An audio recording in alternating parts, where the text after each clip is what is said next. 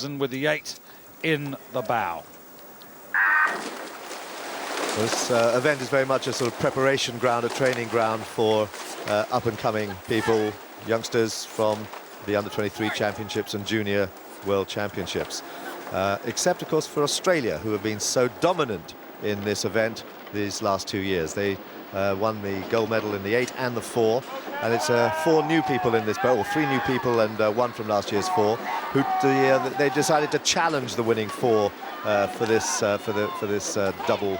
This momentous double here, and they beat the winning 4 from last year, so they have taken over as Australia's representative.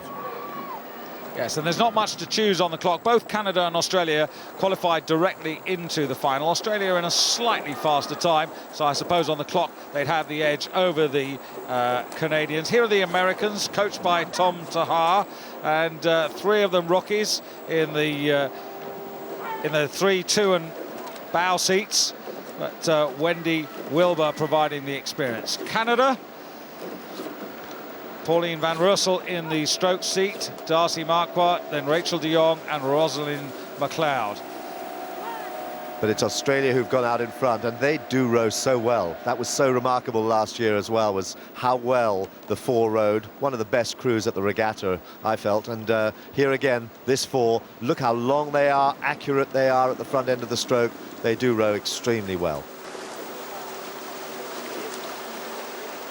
Still pretty tight up front there. Australia with the advantage, but Canada, United States, Germany and China all pretty close together. And Lyle McCarthy must be pretty pleased with what he's seeing here, Dan, with this Australian 4. Yes, it's a very sweet movement there. They're not working too hard there. They're just sitting there nicely. They've got into their rhythm. They're just sitting there, working away at around 36 strokes a minute, but looking lower. That's the key to a boat going well. When you look low, but you're going very fast. China, new crew, and pretty aggressive. They row well, the Chinese. They move their boat well. You don't see any bounce there at all. In fact, the boat looks a little bit big for them. But they are very much in the hunt there. But at the moment, Australia looking completely confident. Yeah, not much on the clock between the Chinese and the Americans. I know it's very dangerous to say things like that, Dan, when you compare semi-final times, but the Chinese not completely out of a chance of getting a medal, as Australia really stretched the advantage now to Canada. And Canada enjoying something of a renaissance in their rowing squad at the moment. Yes, the Canadians, as you said earlier, they were very, very strong in the early 90s, and very strong also in the pair during the 90s. But this 4 is moving very well, very new 4, and they are tracking the Australian 4 at the same kind of rate. They're working there at 35 strokes a minute. So Australia now with almost clear water over the Canadians, who are making second place their own. And so it looks, Dan, as if it's going to be the fight for the bronze, which is going to be the most intriguing. And Germany, who we've rather ignored, doing rather better than I expected on the near side here. This is a good effort. This is a crew put together by Ralph Holtemeyer and Hans-Jürgen Forster. And they're all junior world medalists.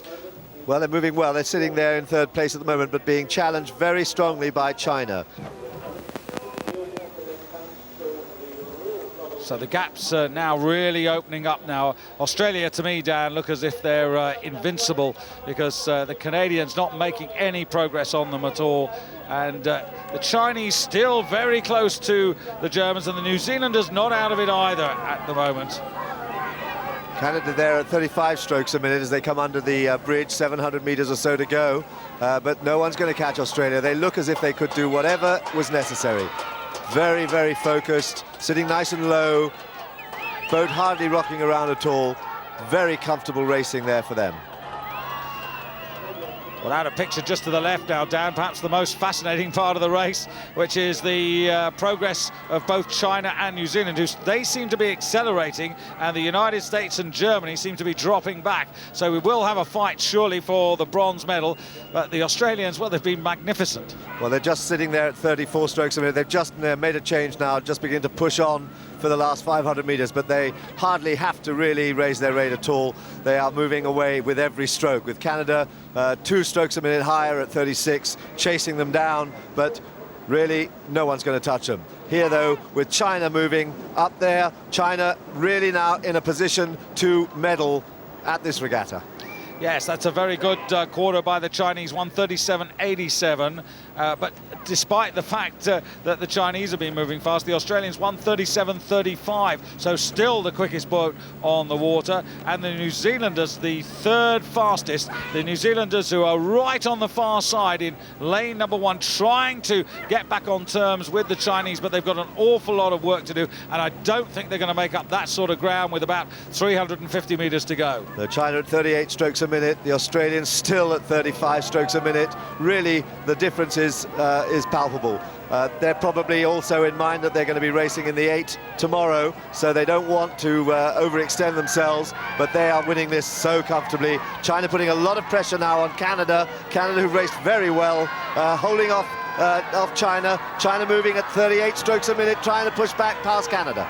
Yes, this is a brilliant piece of sprinting here by Feng Zhuling and Huan Long Kong and Kriping Yang and Zhao Zhufeng, who are the quartet for China. And they're not going to get the silver medal down, but they've done tremendously well to take the bronze. They've been tougher and stronger, particularly through the middle part of the race, and they're coming home really quickly now.